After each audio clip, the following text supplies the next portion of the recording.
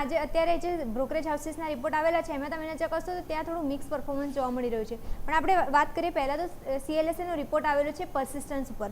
Overall જોવા જતો ઘણા ટાઈમથી સ્ટોકમાં થોડું નેગેટિવ મોમેન્ટમ હતું. હવે થોડું તમે નજર કરશો થોડું પોઝિટિવ મોમેન્ટમ આવી શકે છે. એનું રીઝન એ છે કે બ્રોકરેજ હાઉસીસે આઉટ પરફોર્મના રેટિંગ આપેલા છે અને ટાર્ગેટ તમે નજર કરશો 5669 આપવામાં આવેલા છે. ઓવરઓલ જોવા જતો એમનું કહેવું એવું છે કે અત્યારે કંપનીએ જે એક્વિઝિશન કરેલું છે એનો કંપનીને લાભ ઘણો મળી શકે છે. એના કારણે કંપનીની નફાકારકતા જે છે એમાં પણ સુધારો થતો જોવા મળી શકે છે. સાથે એમને એ પણ કહ્યું છે કે સંયુક્ત મિડ-ટીન જે છે ઓર્ગેનિક એની પણ આવક કંપનીની જે છે એ વધતી જોવા મળી શકે છે.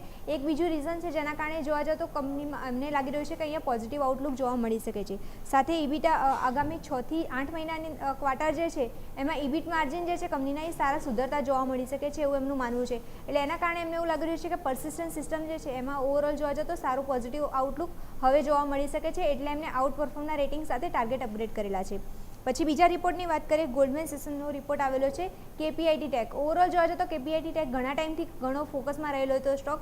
અત્યારે જોવા જતો એમને ન્યુટ્રલના રેટિંગ આપેલા છે પણ પહેલાં જે ટાર્ગેટ આપ્યા હતા ક્યાંક એને ઘટાડો કર્યો છે. એમને એવું લાગી રહ્યું છે ક્યાંક હજુ તણાવો થોડા દેખવા મળી શકે છે. એટલે જેના કારણે તમે નજર કરશો પહેલાં ટાર્ગેટ આપ્યો હતો 740નું, એને ઘટાડીને અત્યારે તમે નજર કરશો 637 ટાર્ગેટ આપવામાં આવેલો છે. એટલે ટાર્ગેટમાં ઘટાડો કર્યો છે. એમનું કહેવું એ છે કે FY 2026, 27, 28 જે છે એમાં EPS એસ્ટિમેશન જે છે એમાં થોડો ઘટાડો કર્યો છે એમને. સાથે એમને એ પણ જણાવ્યું છે કે Q1ના જે પરિણામો જે છે એમાં આવક જે છે એમાં ઘટાડો થોડું જોવા મળી શકે છે. એટલે આ બે રીઝન મેજરલી જોવા જાઓ તો એમને એવું લાગી રહ્યું છે કે આ બે રીઝનના કારણે એમને ક્યાંક ને ક્યાંક થોડું ન્યુટ્રલ વલણ ધરાવ્યું છે સ્ટોકમાં. અને FY 2027માં જોવા જતો બિઝનેસ પણ સ્લો ડાઉન થતો જોવા મળી શકે છે. તો આ 3-4 રીઝનના કારણે એમને એવું લાગી રહ્યું છે કે KPIT ટેકમાં ક્યાંક ને ક્યાંક જોવા જતો થોડું એમના પરિણામો થોડા ઘટાડા સાથે જોવા મળી શકે છે. એટલે જ એમને ટાર્ગેટમાં પણ ઘટાડો કરેલો છે. પછી વાત કરીએ, ગોલ્ડમેન સેશનનો રિપોર્ટ આવેલો છે L&T ઉપર. ઓવરઓલ જોવા જતો L&T આજે ફોકસમાં સારો રહી શકશે. એક તો રીઝન શું કે એના ચાર્ટ ટેકનિકલ થોડું જોવા જતો સ્ટ્રોંગ થતું જોવા મળી રહ્યું છે. સાથે એમનો રિપોર્ટ પણ જે આવ્યો છે એમાં પણ એમને જોવા જતો એક્યુમ્યુલેટના રેટિંગ આપેલા છે. ટાર્ગેટ તમે જે કશો 4500 આપવામાં આવેલા છે. એમને એવું કહ્યું છે કે બિઝનેસ મિડલ ઇસ્ટમાં જે કંપનીનું જે બિઝનેસ એક્સપોઝર જે છે એ મજબૂત થતું જોવા મળી રહ્યું છે. એના કારણે એમને એવું લાગી રહ્યું છે કે અહીંયાથી સારું એક સ્ટોકમાં સારું પરફોર્મન્સ જોવા મળી શકે છે. સાથે જોવા જાઓ તો ઓર્ડર બુક જે છે કંપનીની એ પણ 2026ના અંત સુધીમાં 40%નો હિસ્સો જે છે એ વધતો જોવા મળી શકે છે મિડલ ઇસ્ટનો. તો ઓવરઓલ એ પણ એક પોઝિટિવ ફેક્ટર જોઈ શકાય આપણે. અને 2027માં અત્યાર સુધી તમે નજર કરશો 26% યોગદાન આપે છે મિડલ ઇસ્ટને જે ઓર્ડર ઇન્ફ્લો છે એને વધારીને 40% સુધી લઈ જવાનું ટાર્ગેટ છે. એટલે ઓવરઓલ જોવા જતો એક પોઝિટિવ ફેક્ટર એ દેખવા મળી રહ્યો છે.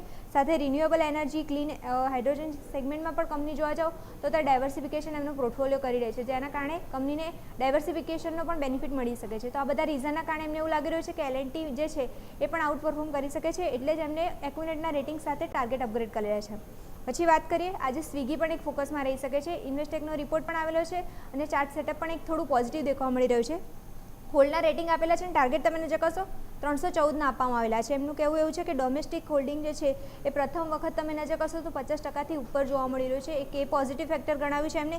સાથે જોવા જાઓ તો સ્ટ્રક્ચરલ જે ચેન્જીસ કરેલા છે એના કારણે પણ કંપનીને ફાયદો થતો જોવા મળી શકે છે. અને બિઝનેસ જે છે બ્લિંકિટના કારણે પણ એમને ફાયદો થતો જોવા મળી શકે. થોડા જોવા જાઓ તો પરિણામો પણ સુધરતા જોવા મળી શકે છે. ઇન્વેન્ટરી મોડેલ જે કંપની ફોલો કરે છે એનો પણ બેનિફિટ કંપનીને મળી શકે છે લાંબા ગાળે. એટલે આ બધા રીઝનના કારણે એમને એવું લાગી રહ્યું છે કે અહીંયા પણ પરફોર્મન્સ સારું જોવા મળી શકે છે.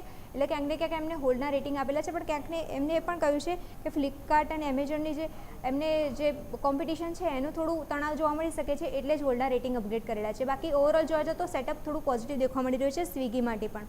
અને લાસ્ટ રિપોર્ટની વાત કરીએ, જેફરીઝનો રિપોર્ટ આવે છે કોટક બેંક ઉપર. ઓવરઓલ જોવા જાઓ તો કોટક બેંક પણ ઘણા ટાઈમથી જે બિઝનેસ અપડેટ આવ્યા પછી સારો ફોકસમાં રહ્યો હતો ને આજે પણ તમે નજર કરશો તો આઉટ પરફોર્મના રેટિંગ આપેલા છે ઇન્વેસ્ટેકે. અને ટાર્ગેટ તમે નજર કરશો 450ના આપવામાં આવેલા છે. એમનું કહેવું છે કે કંપનીને જે ઇન્ડિયન ઓપરેશન જે છે એ વધુ જોવા જતું વ્યવસ્થિત થતું જોવા મળી રહ્યું છે. સાથે જોવા જતો ડીલ પણ કંપનીએ જે કરેલી છે એની વેલ્યુએશન પણ તમે નજર કરશો સારી જોવા મળી રહી છે. એના કારણે પણ કંપનીને લાભ થતો જોવા મળી શકે છે. અને ઓવરઓલ લાસ્ટ વાત કરીએ તો ફોરેન ઇન્વેસ્ટર જે છે એનો પણ રેશિયો જે છે એ થોડો વધતો જોવા મળી રહ્યો છે. તેના કારણે કોટક બેંકમાં પણ પોઝિટિવ આઉટલુક જોવા મળી રહ્યું છે. એટલે ઓવરઓલ જોવા જતો આ બધા બ્રોકરેજ હાઉસીસના રિપોર્ટ હતા. જેના કારણે આજે સ્ટોકમાં મોમેન્ટમ જોવા મળી શકે છે. Yes, definitely. તો આ તમામ સંકેતો છે કે જેને ધ્યાન પર રાખીશું. આભાર મિરલ આપનું અમારા સાથે જોડાવા માટે અને આ ડિટેલ્સ માટે.